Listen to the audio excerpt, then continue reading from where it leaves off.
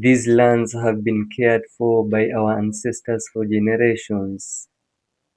Every tree, river, and fields hold stories, knowledge, and wisdom passed down through time. Today, we reconnect with the heritage to protect our future.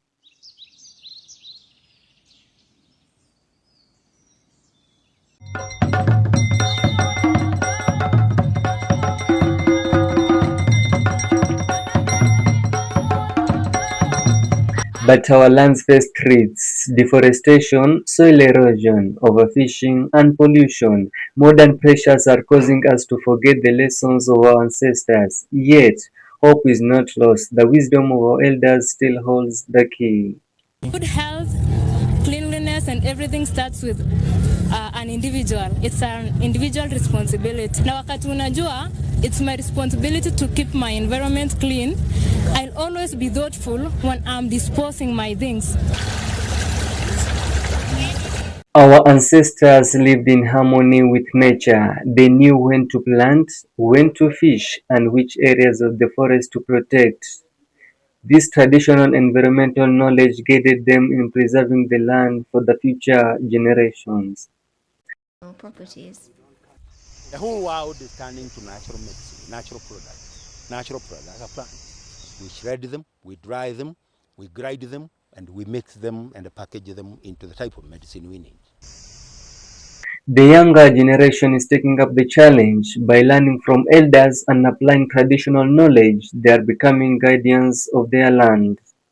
This small action ripple out to protect our community and heritage.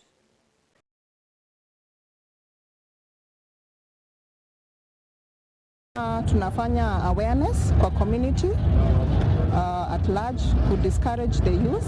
Pia tunafanya enforcement, yani tunahimiza community wasikuwe wanadamp takataka kwenye mito, kwenye mazingira, kwenye barabara zetu, na kusafisha pale wako manyumbani, mashuleni, kwenye biashara zao wasafishe na waeke takataka pahali panapostahili. Kulingana na vile tumeona kumekuwa na ubadilifu wa hewa, niliona ni vizuri tuweze kuelimisha hawa youth wakaweza kufanya hii kazi ya kupanda miti, waweze kubenefit wakifanya nayo biashara, na waweze kuendeleza hali njema ya environment.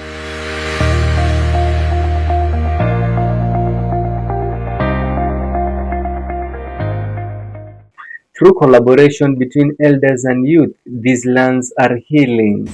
Trees grow tall, waters run clear, and wildlife thrives. Our traditions, combined with modern dedication, create a sustainable future.